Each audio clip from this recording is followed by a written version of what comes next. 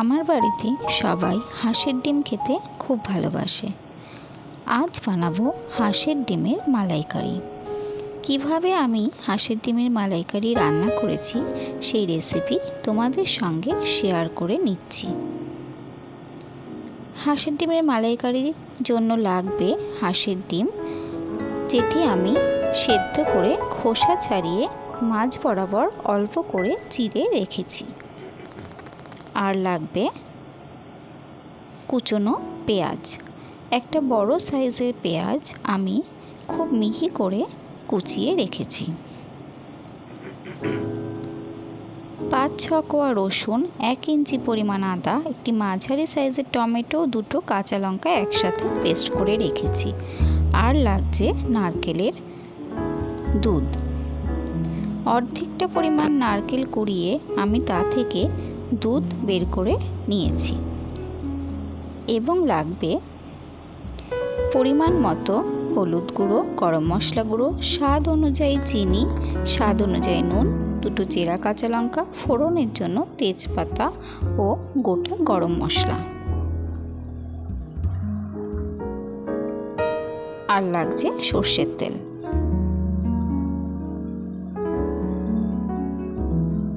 প্রথমে গ্যাসের flame on করে তাতে একটি ফ্রাইং প্যান বসিয়ে দেব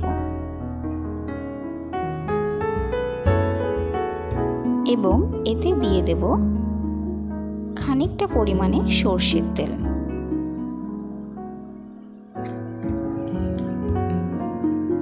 তেল একটু গরম না হওয়া অবধি অপেক্ষা করব।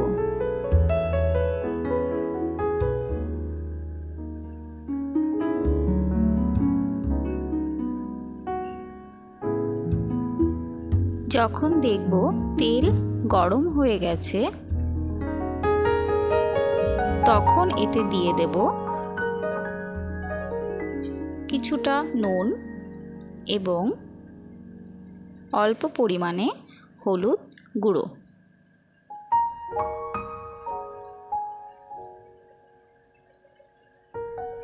এবার এতে দিয়ে দেব সেদ্ধ করে নেওয়া হাঁসের ডিমগুলি।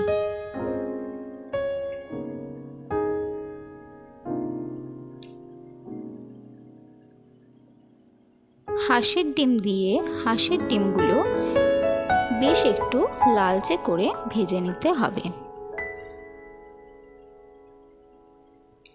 প্রথমে নুন হলুদের সঙ্গে হাঁসের ডিমগুলো খুব ভালো করে মিশিয়ে নিচ্ছি।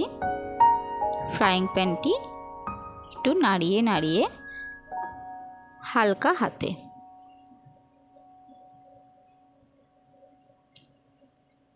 এইভাবে হাঁসের ডিমগুলো লালচে করে ভেজে নেব।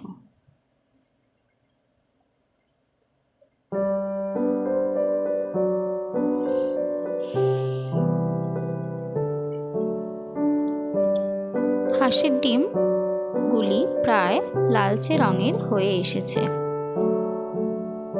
এবার এই ফ্রাইং প্যানটি নামিয়ে রেখে দেব। অন্য একটি কড়াই গ্যাসে বসিয়ে দেব এবং তাতে দিয়ে দেব খানিকটা পরিমাণে সর্ষের তেল। আর ফোড়নের জন্য এবার এতে দিয়ে দেব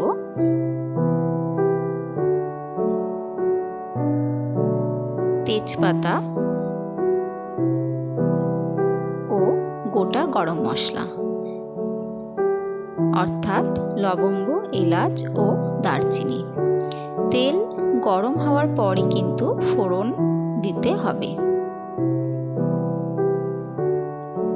ফোড়ন দিয়ে ফোড়ন একটু ভেজে নেব।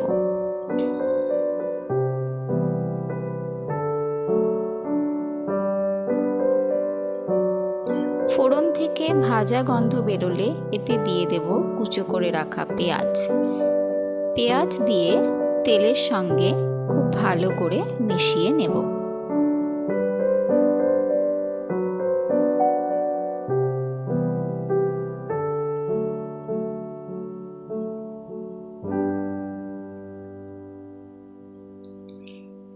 এবার এতে দিয়ে দেব পরিমাণ মতো হলুদ গুঁড়ো ও পরিমাণ মতো নুন। হলুদ দিয়ে পেঁয়াজের সঙ্গে খুব ভালো করে মিশিয়ে নেব। পেঁয়াজ ততক্ষণ ভেজে নেব যতক্ষণ না পেঁয়াজের রং বদলে বাদামি হয়ে আসছে। যদি মনে হয় পেঁয়াজ পুড়ে গিয়ে কড়াইয়ের নিচে লেগে যেতে পারে, সেক্ষেত্রে অল্প অল্প করে জল দিয়ে আমি পেঁয়াজ ভেজে নেব।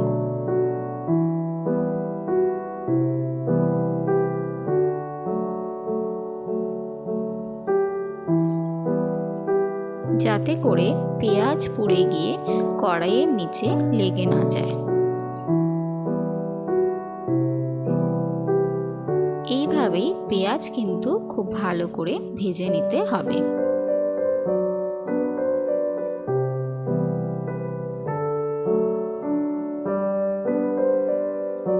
পেঁয়াজ হালকা বাদামি হয়ে এলে এবার এতে দিয়ে দেব আদা, কাঁচা লঙ্কা ও টমেটোর পেস্ট।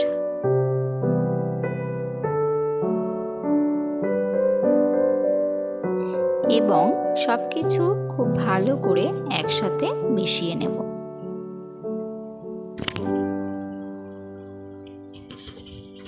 মশলা খুব ভালো করে কষে নিতে হবে। ততক্ষণ কষে নিতে হবে যতক্ষণ না মশলা থেকে তেল ছেড়ে দেয়। রান্নার স্বাদ কিন্তু মশলা কষানোর উপরই নির্ভর করে। এবার এতে দিয়ে দিচ্ছি স্বাদ অনুযায়ী চিনি। চিনি দিয়ে আবারও খুব ভালো করে সবকিছু মিশিয়ে নেব।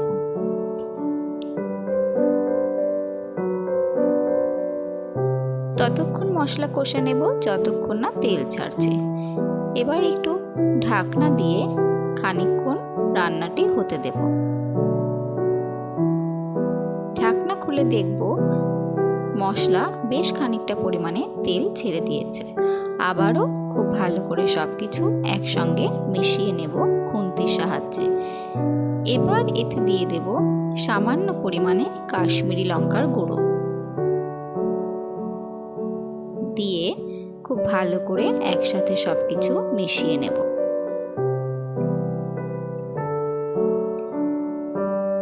সামান্য একটু জল দিয়ে আবারও মশলা খানিকক্ষণ কষিয়ে নেব।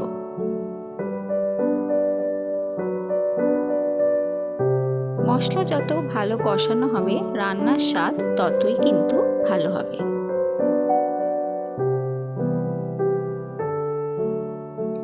আবারও একটু ঢাকা চাপা দিয়ে খানিকক্ষণ রান্না হতে দেব।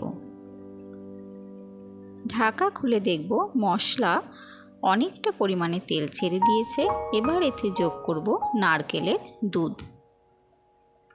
নারকেলের দুধ দিয়ে সব কিছু খুব ভালো করে একসঙ্গে মিশিয়ে নেব খুন্তির সাহায্যে।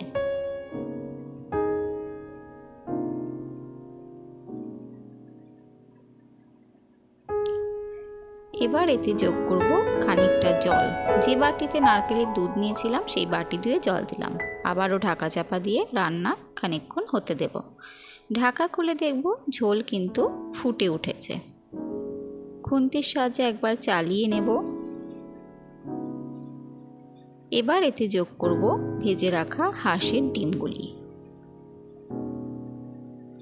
আবারও খুন্তির সাহায্যে সবকিছু মিশিয়ে নেব এবং রান্নাটি হতে দেব বেশ কিছুক্ষণ। ঝোল প্রায় ফুটে উঠেছে। আবারও একটু ঢাকা চাপা দিয়ে দেব।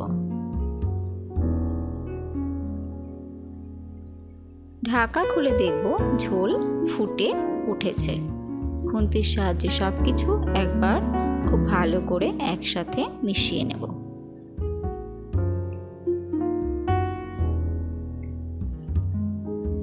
ঝোল ফুটে গাঢ় হয়ে আসা অবধি রান্নাটি হতে দেব। ঝোল ফুটে উঠেছে, প্রায় গামাখা হয়ে এসেছে। এতে যোগ করব গরম মশলা গুঁড়ো। এবার আর দুটো চেরা কাঁচা লঙ্কা এবং ঢাকা দিয়ে গ্যাসের ফ্লেম অফ করে খানিকক্ষণ স্ট্যান্ডিং সময় দেব। তৈরি হয়ে গেল হাঁসের ডিমের মালাইকারি। তোমাদের কেমন লাগলো অবশ্যই জানিও। রান্নাটি করে খেয়ে দেখো এবং আমার ভিডিও ভালো লাগলে লাইক, কমেন্ট এবং শেয়ার করে পাশে থেকো। শুভরাত্রি। খুব ভালো থেকো সবাই।